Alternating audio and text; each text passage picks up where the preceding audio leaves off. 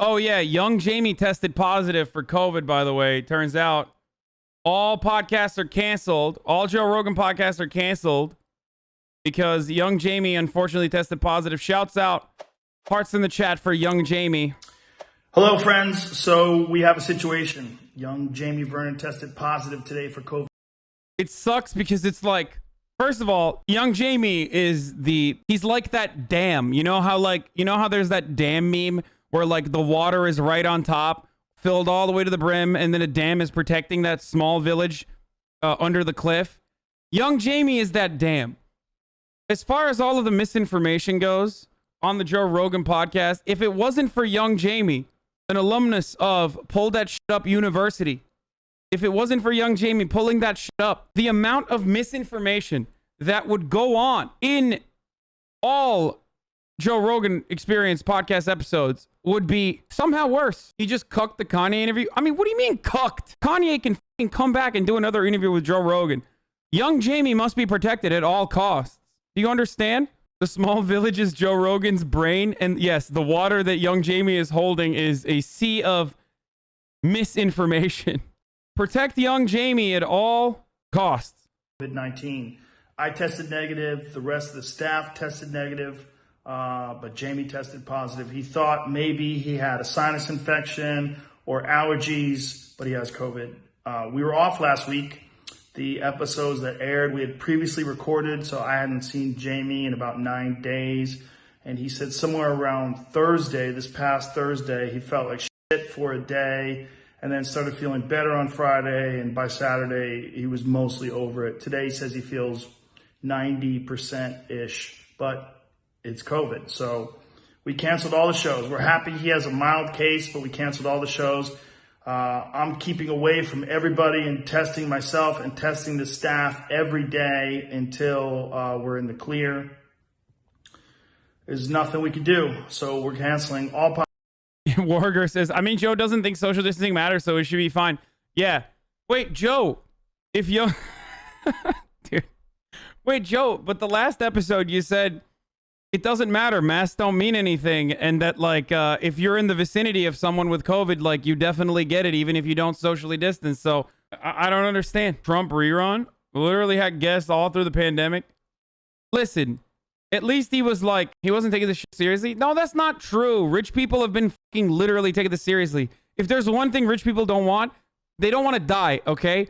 So if you think that they weren't taking it seriously, you're wrong. They absolutely were. They had like insane fucking testing that wasn't even... They had the same kind of testing that the White House was... They had the same kind of test that the White House was doing so we could have his fucking podcast guests in studio.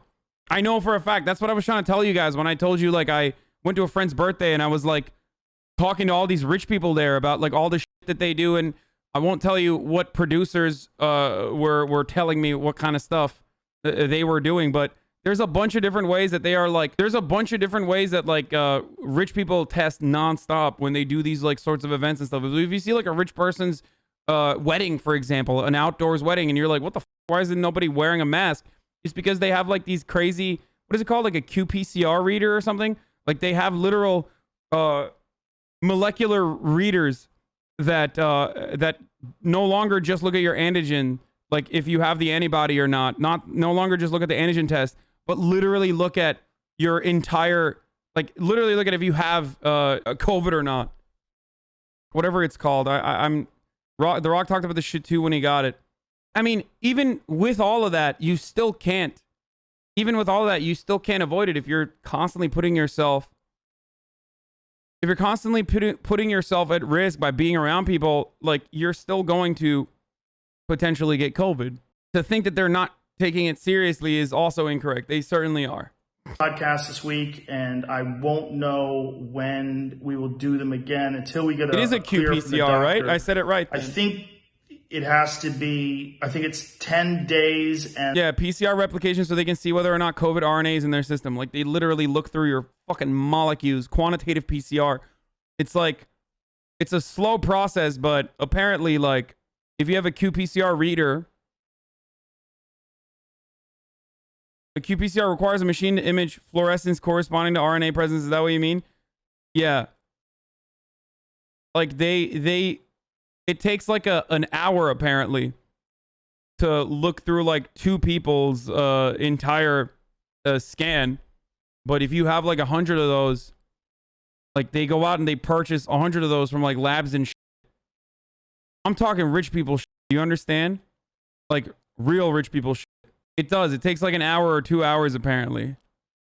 That's what they were telling me. I work for a company that makes syndromic testing for COVID, and they can do the testing in less than an hour. Yeah, I think that's what it is. Sounds like something my insurance would refuse to pay for. Yeah, you can't buy this shit with an insurance. It's actually not even that expensive. Apparently, it's like $1,000 for the machine, but the real way they get you is the readers, is the swabs or whatever that you use.